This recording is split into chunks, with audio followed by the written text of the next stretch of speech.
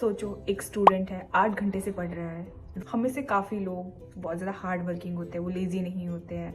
तो जब रिजल्ट हमारे अकॉर्डिंग ऑथर कैल न्यूपोर्ट ने अपनी डी वर्क बुक में बताया कि वह 12 से 14 घंटे काम नहीं करते थे, वह लिमिटेड ही टाइम में काम करते थे। अगर वो लिमिटेड टाइम में काम करते थे तो आवर्स उनके ज़्यादा नहीं होते थे। उनका वर्किंग स्टाइल ये था कि वह काम के बीच में कुछ भी नहीं करते थे, ना फ़ोन चलाना ना नहीं।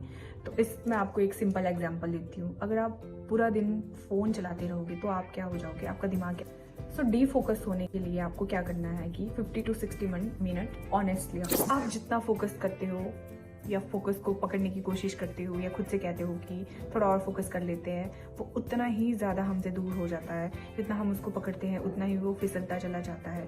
शायद प्रॉब्लम ये नहीं है कि हम फोकस नहीं कर पा रहे, प्रॉब्लम ये है कि हम फोकस को समझ ही नहीं पा रहे कि फोकस है क्या।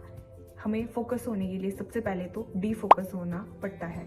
सोचो एक स्टूडेंट है 8 घंटे से पढ़ रहा है, रूम बिल्कुल बंद है एंड कोई भी उसको डिस्ट्रैक्शन वहाँ नहीं है, फिर भी उसे कुछ भी याद नहीं रह रहा है। वैसे ही हम एक वर्किंग प्रोफेशनल का एग्जांपल लें तो उसके सामने स्क्रीन है, उसके पास सब कुछ है, लेकिन फिर भी वह फोकस नहीं कर पा रहा काम पे। हम ब्रेक्स को गिल्ट के साथ देखते हैं। जब भी हम रुक जाते हैं तो हमें ऐसा लगता है कि जैसे हमने हार मान ली है, तो हम क्या करते हैं, धीरे धीरे खुद को पुश करने लग जाते हैं कि थोड़ा सा और कर लेते हैं, थोड़ा सा और काम कर लेते हैं। इससे क्या होता है कि हमें तो ये लगता है कि हम अपने काम पर हम खुद को फोकस कर रहे हैं, बट रियलिटी ये है कि हम धीरे धीरे फ्रस्ट्रेट होते जा रहे हैं, खुद को ओवर पुश करके, ओवर फोकस करके। हम में से काफ़ी लोग बहुत ज़्यादा हार्ड वर्किंग होते हैं, वो लेजी नहीं होते हैं। तो जब रिजल्ट हमारे अकॉर्डिंग नहीं आता है तो हम खुद को ही ब्लेम करने लगते हैं कि शायद मैं इनफ टाइम नहीं दे पा रहा हूँ अपने काम पे, या फिर मैं डिसिप्लिन नहीं हूँ अपने काम को लेकर।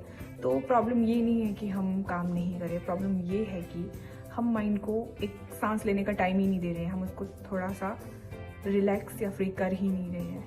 ऑथर कैल न्यूपोर्ट ने अपनी डी वर्क बुक में बताया कि वह 12 से 14 घंटे काम नहीं करते थे, वह लिमिटेड ही टाइम में काम करते थे। अगर वो लिमिटेड टाइम में काम करते थे तो 100% फोकस के साथ ही करते थे।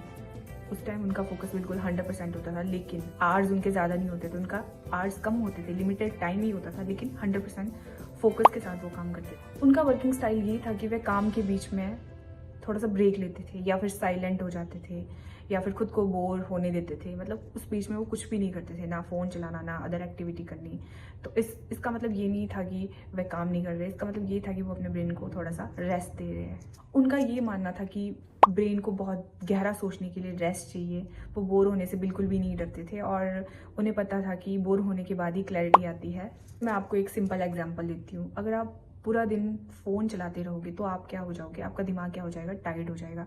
अगर आप उसकी जगह एक जगह चुपचाप बैठ रहे हो या फिर थोड़ा वॉक कर रहे हो तो आपको क्या न्यू आइडियाज़ आएंगे, नए नए आइडियाज़ आएंगे।